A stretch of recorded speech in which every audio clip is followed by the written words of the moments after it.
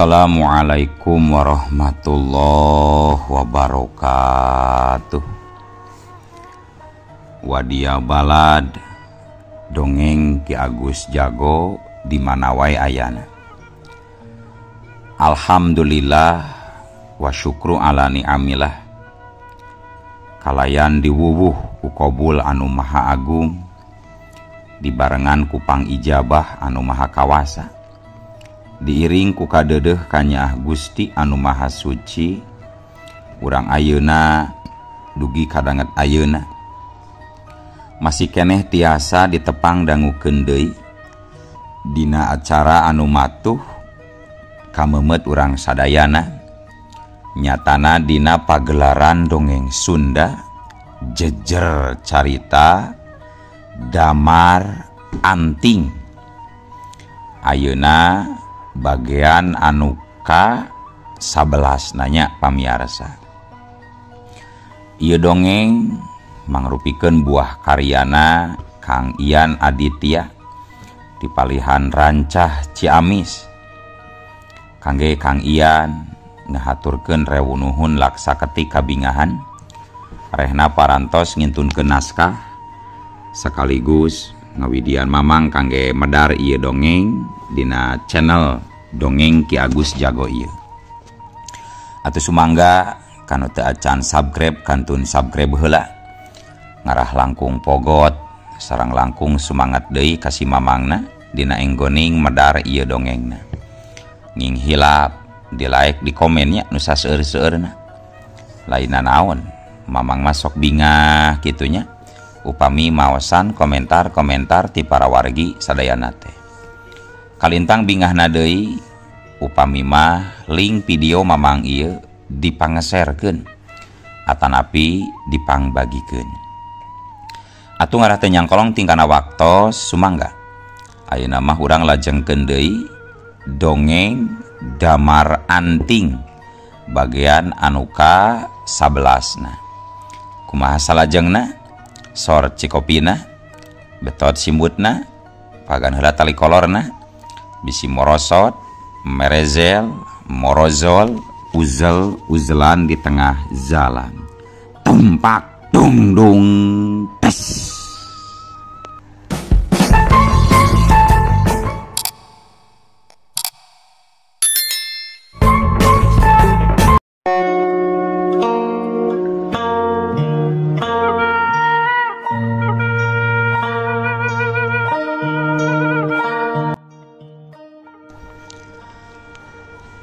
Para wargi sadayana ngahiliwirna angin di bulan 10 saestuna teu mawarasa tiis kana awak. Komo nalika peuting datang nu aya kalah mawarasa baringsang, ngajelegurna sora ombak di nusa batu hideung. Sakapeung mah matak mawa kagempeur, pating saleor nyimbeuhan nepi ka tengah daratan. Seukeutna sorot mata Pangeran Sancang seperti tungtung pedang nenjo ka Ken Wiratma anu teu kerel-kerel kahantem ku jurus bantengna. Padahal eta jurus anu dilancarkeun ku dirina boro-boro kana tarang jalma, najan kana batu teas oge pasti bakal rengkah. Edan nah boga ilmuna naon eta jalma nepi ka jurus tenggelan banteng aing teu mempan kana tarangna. Waduh, kaya kieu carana mah aing kudu gancang ngarayu eta jalma sangkan daekeun gabung jeung aing. Kitu gerentesna Pangeran Sancang. Nusa terusna usagala akal bulusna Pangeran Sancang cumarita ka Ken Wiratma. Kela Ken Wiratma, samemehna kula nyanggakeun salam hormat keur Kisanak anu sakti mandraguna. Hampura kula tadi geus culangung, tapi nu sabenerna mah kula taya seetik oge maksud kitu ka Kisanak. Kulangan ukur mastikeun yen Kisanak pantas henteu dijadikeun patih ku kaula. Omongan amisna Pangeran Sancang tangtuna pikeun Ken Wiratma nu tadina rek ngambek ge jadi tetulus, nu aya kalah nimbulkeun kapanasaran dumeh dirina nyebutkeun rek dijadikeun patih sagarupa.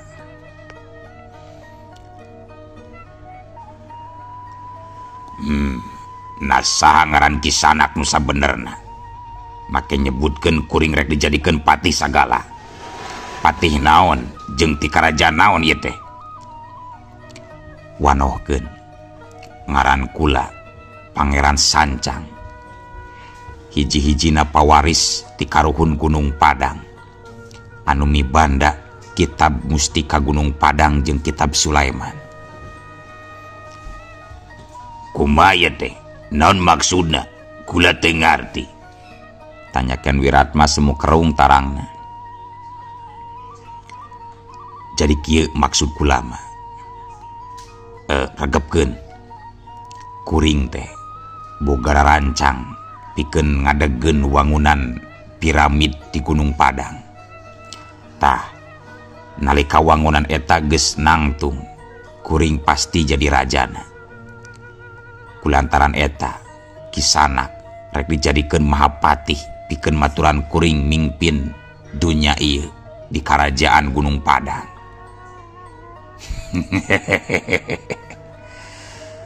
Pangeran, ulah sok heureuy ya pangeran. Kamalinaan teuing ngahayal teh geuning pangeran. Mana mungkin bisa ngadageun piramid aringan ukur ku jalma tiluan mah. Kajebat ti eta, urang bakal menang perlawanan ti pihak kerajaan. Anu kakuatanna nyawa sorangan meureun sakitu toagana geuning. Tembakan Wiratma semunjung serikeun.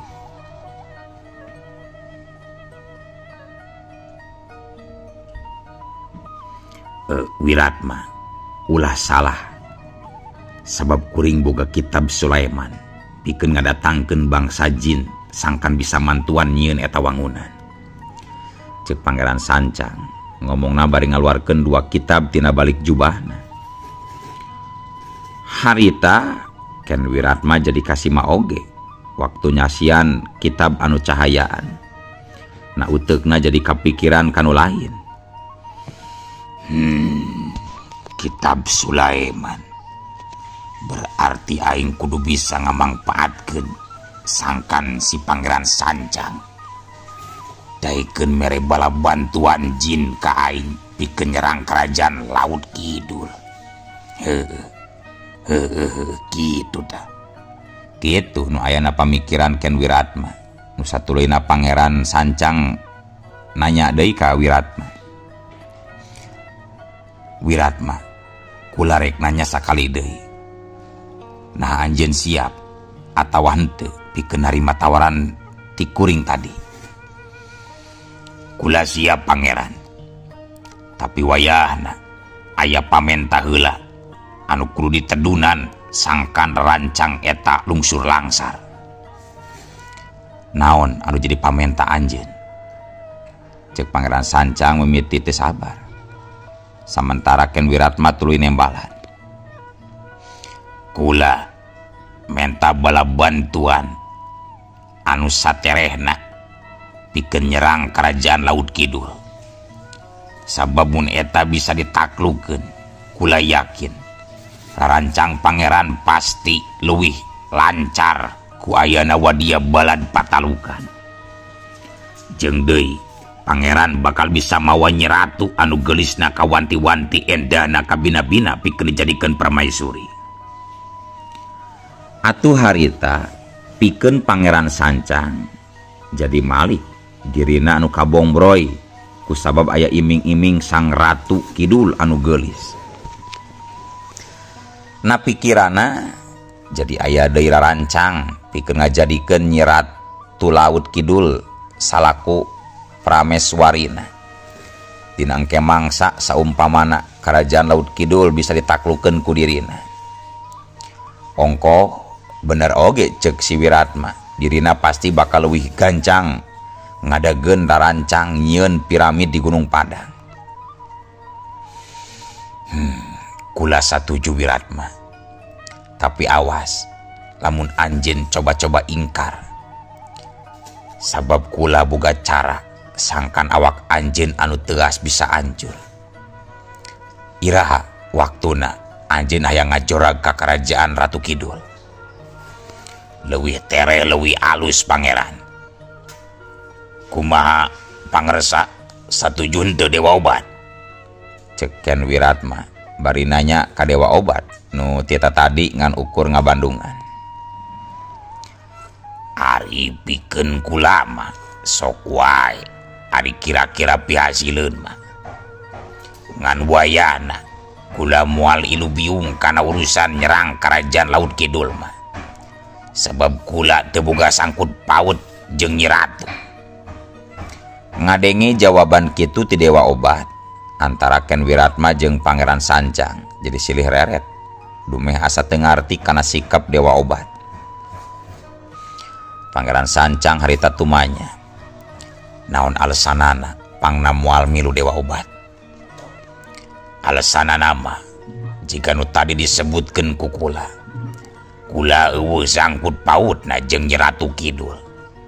Jadi hampura kula moal bisa marengan aranjeun duaan. Walon Dewa Obat keukeuh kana pamadagana. Oh, nya teu naon ari kitu mah. Kula moal bisa maksa. Tapi sing ingat, anjeun ulah rek incah di tempat ieu selagi kami duaan can balik deui ki Dewa Obat. Pungkas Pangeran Sancang. Para wargi sadayana, peuting eta bulan purnama nangtung siga lampu agung.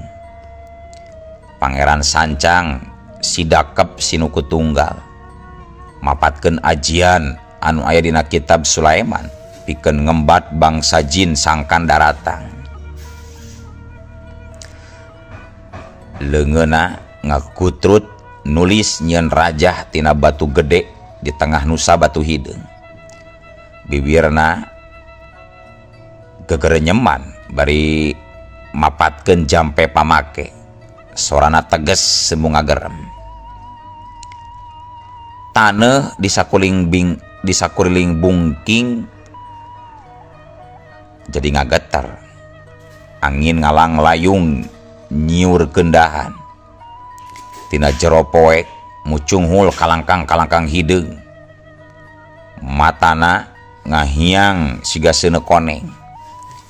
Eta tayalian pasukan jin anu geus lila ditaklukeun ku karuhun Pangeran Sancang.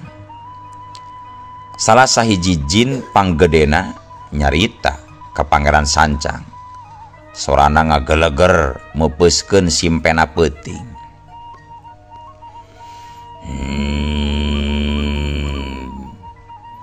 Pangeran, naon anu nyababkeun kami dititah datang ka ieu tempat Pangeran? Pangeran Sancang nembalan sorana tandas. Kula nyambat ilaing sakabeh tayalian pikeun ngalaksanakeun tugas anu ku kaula bakal dibikeun. Mana pasukan ilaing teh? Dumbaba mana? Harita jin anu disebut Dumbaba si panglima perang ti pasukan jin kafir. Sorana ngagerem kawas gelombang laut nabrakarang. Matana molotot beureum ceuli mencosna usik-usikan. Nya kitu deui tandukna nu jiga tanduk banteng oyag-oyagan.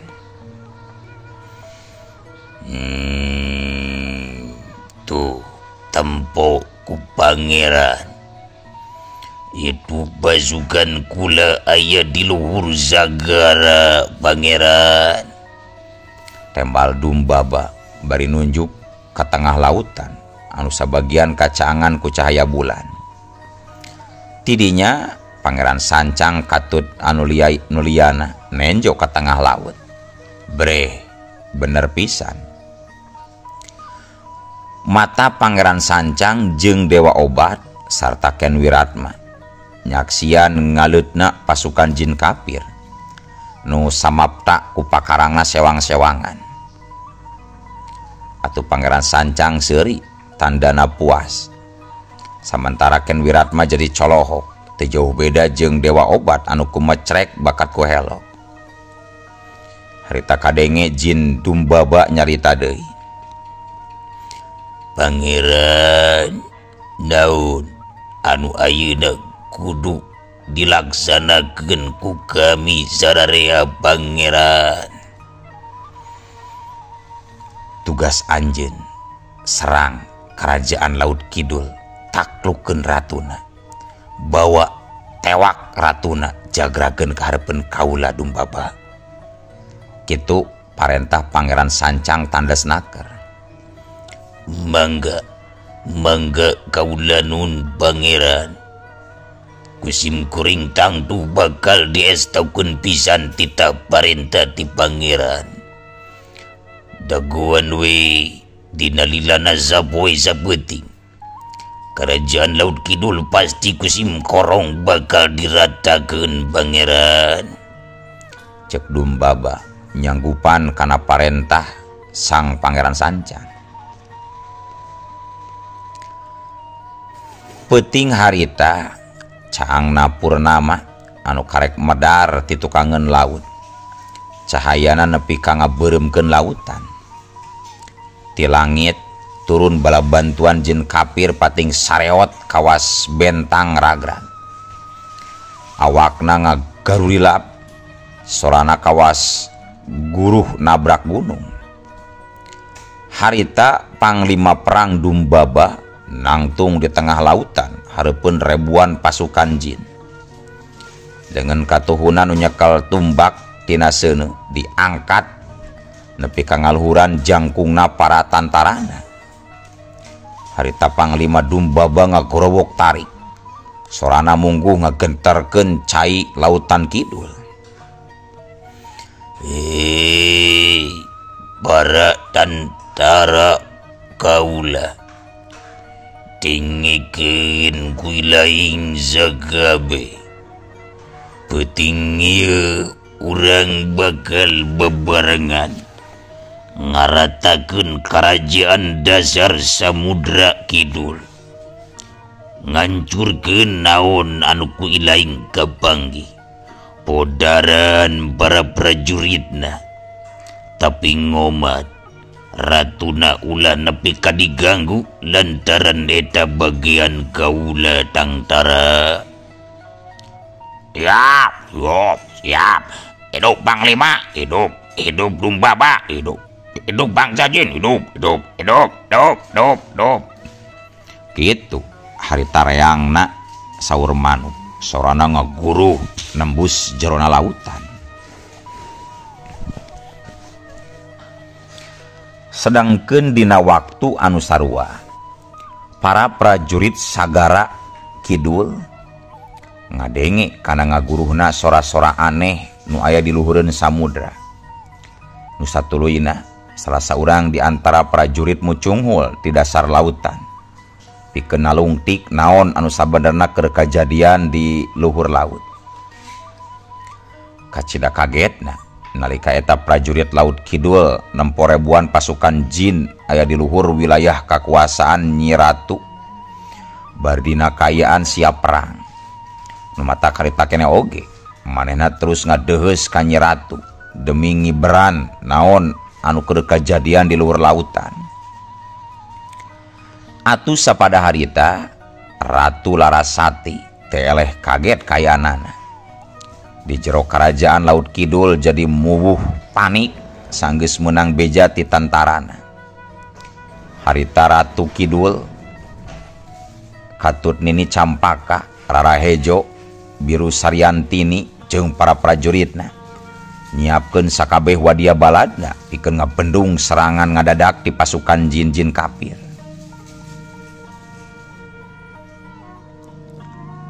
Para wargi sadayana, langit mimiti ngagolak, angin ngagelebug nepi ka ombak sagara ngagebret ka jero Karajaan Laut Kidul. Di jero istana mutiara Nyi Ratu Larasati nangtung gagah bari make mahkota emas anu ngagurilap. Sorana ngagema ngandung wibawa. Para prajurit sagara, ieu lain mangsa keur sare. Pasukan jin kapir geus kumawani ngarempak kaayaan. Ayeuna waktuna urang ngajaga kadijayaan Laut Kidul. Nini Campaka jeung Rara Hejo silih reret. Laju ngibarkeun panji-panji biru hejo nu jadi tanda pasukan kudu kumpul. Biru Sriantini anu kasohor kalayan jurus gempungan ombak sanga geus nyiapkeun trisula cahayana. Ti luhur samudra sora-sora jin kapir beuki tarik kadenge ngaguruh bari mapatkeun jampe-jampe kotor anu matak nyingsieunnan rahayat pangeusi samudra Laut Kidul. Langit jadi katempo hideung, kilat ngagulidag bari ngahiji jeung sorat tarompet jin anu seukeutna matak saber kana hate. Nalika pasukan jin mimiti nurunkeun serangan, awakna pating sarewot, pating belesat ka dasar samudra bari pating gorowo. Serang, serang, serang.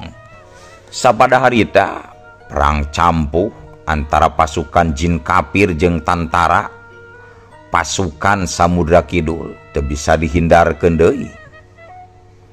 Kalayan teu nunggu waktu lila, sora diaduna pakarang jeung pating jeritna korban anu miti ragragan patulayah di medan perang.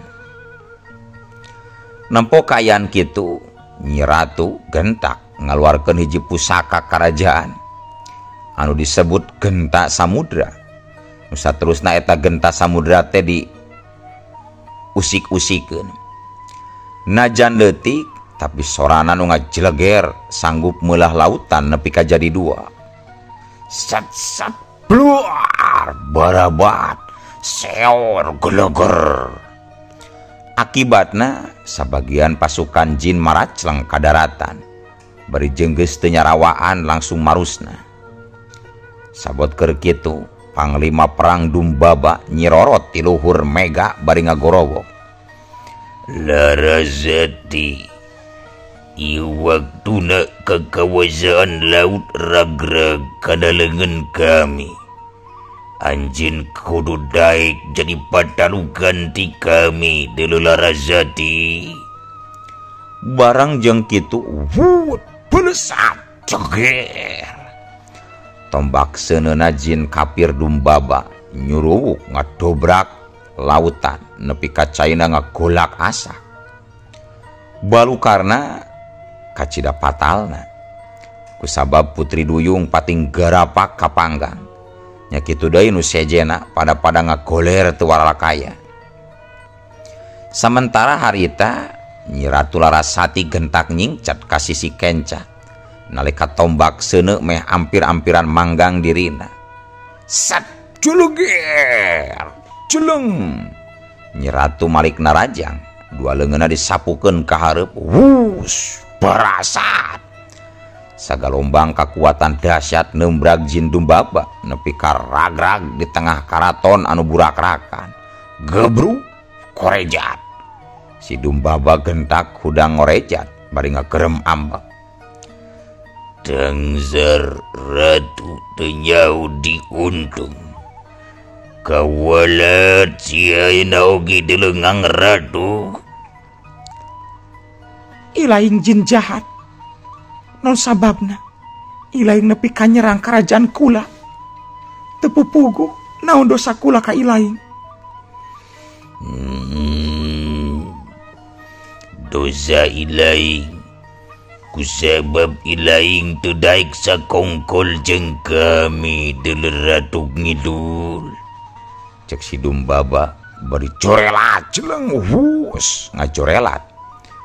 Bari nyodokeun tungtung tombak seuneu ngakedur notogrek ngahanca jantungna Nyi Larasati. Berasa terang.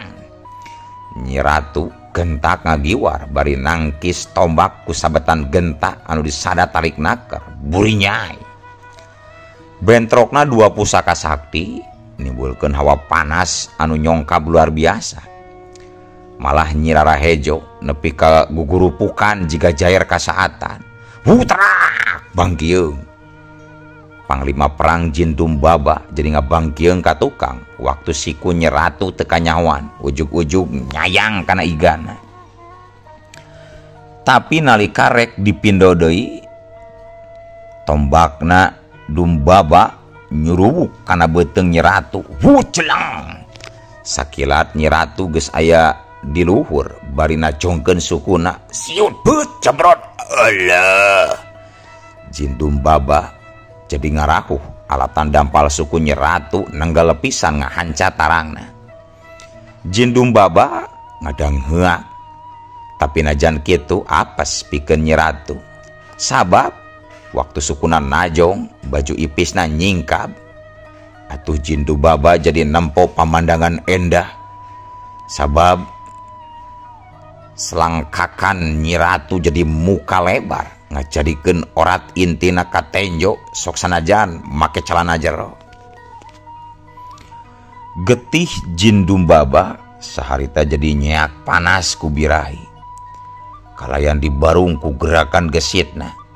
Leungeun Jin Dumbaba rikat rek ngarawel ping-ping Nyi Ratu.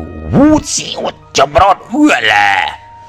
Jin Dumbaba jadi ngagoak sabab gerakan anak kapotong ku Nini Campaka nu ngabelesat tibeh kenca nenjrag tak-takna. Gebut. Jin Dumbaba daek teu daek jadi nyangkorah bari ngagerem. Sementara sora genta kadua digedurkeun. Pasukan duanana beki campuh perang. Sorat tumbakan karasa kawas gunung runtuh. Kilat ngaduruk lautan, cai ngabelesat nepi ka langit. Perang gede mimiti kabeulem ku cahaya kilat jeung amukan ombak. Pasukan laut kidul mimiti kalaluar ti dasar samudra. Make tameng tina sisit lauk emas, trisula tina karang, jeung panah tina mutiara laut. Cai ngagolak nalika ribuan kuda laut baja ngakedur maju nyurubuk kawas banjir anu teu bisa dicegah. Sedengkeun di sabrangna pasukan Jin Kapir tarurun ti megah. Awakna harideung kawas lebu, jangjangna nyirorot kawas kalong raksasa. Maranehanana mapatkeun jampe-jampe jahatna. Matak sagara kidul ngagolak ku racun. Cai jadi hideung, lauk-lauk jadi barangkak. Panah mutiara laut kidul ngebeleledug jadi kilatan biru. Ngagebret nyilakakeun jin anu asup kana barisan hareup. Jin Kapir ngabales ku ngageremkeun bola seuneu hideung nu ngageleger kawas gunung Bitu, ngagoyangkeun sagara kidul nepi ka karasa ka dasar laut. Nini Campaka nangtung di tengah pasukan, sorana tarik semu ngageter. Wadia balad laut kidul, jaga pasukan kerajaan. Ulah aya anu ngarempak ka garis istana. Cek Nini Campaka bari gancang menang ngangkat kipas pusaka kembang samudra. Sakali dikibaskeun, angin ngagelebug cai nyurubuk ngebasmi puluhan jin anu nyerang ka istana. Sedangkeun Nyi Rarahejo ku jurusna Puspa Ombak ngagero kembang laut tina karang-karang. Jadi rantai hirup anu ngabeungkeut lawan. Para jin narajang tapi kabulenkeun ku sulur kembang laut anu sareukeut kawas bedog. Di sisi sejen Nyi Biru Sriantini geus mimiti nunjukkeun kakuatanana. Jurus gempungan ombak sanga ngakedur kawas salapan badai ngakurilap nepi ka ngacungkalkeun barisan para Jin Kapir anu ngarangseg maju. Pasukan Jin Kapir teu mundur, malah ngagero pamingpinna. Patih Gulbani Jin Jangkung nu awakna dibungkus ku ratezeun. anjeunna ngagero pedangna anu hurung ku seuneu hideung terus ngabeula cai. Gancang. Pasukan jin kafir teu mundur, malah ngagero pamingpinna. Patih Gulbani jin jangkung nu awakna dibungkus ku rante seuneu. Maehna ngagero pedangna anu hurung ku seuneu hideung. Terus ngabeulah cai laut bari ngagero. Bazukan laut kidul bakal jadi lebu. Sagala kekuatan sagara ayeuna milik kami deuleu. Nalika dua pasukan beuki kacau, ombak laut ngagebret ngagulung-gulung kawas tembok. Suara tarompet jin jeung genta laut tumpang tindih. Dina puncakna dua pamingpin pangluhurna Raksa Bumi jeung Nyi Ratu Larasati akhirna maju ka hareup ka medan perang. Langit jeung laut sakaligus ngageter, seolah-olah jagat nahan napas nungguan jadi saksi tarungna dua kekuatan raksasa eta. Dina leungeun katuhu Raja Raksa Bumi, Raja Jin Kafir, nyekel gada anu cukup gede. Letana ngelel tina sungutna anu jiga embe, matana ngempur hurung beureum, tandukna percis domba Garut. Sakujur awakna anu jangkung gede pinuh ku bulu anu cocong jiga bulu babi. Tapi nalika eta Raja Jin erek ngulangkeun gadana, da atuh ari ujug-ujug olo waktosna kabujeng seep wadia balad dongeng Ki Agus Jago. Keun atunya ieu dongeng teh urang cekapkeun we heula dugi ka dieu. Insyaallah enjing pageto baris dilajengkeun deui. Atuh ku kitu ku kieuna mamang saja amit mungkur amit mundur ti payuneun para wargi sadayana. Hayu ah. Assalamualaikum warahmatullahi wabarakatuh.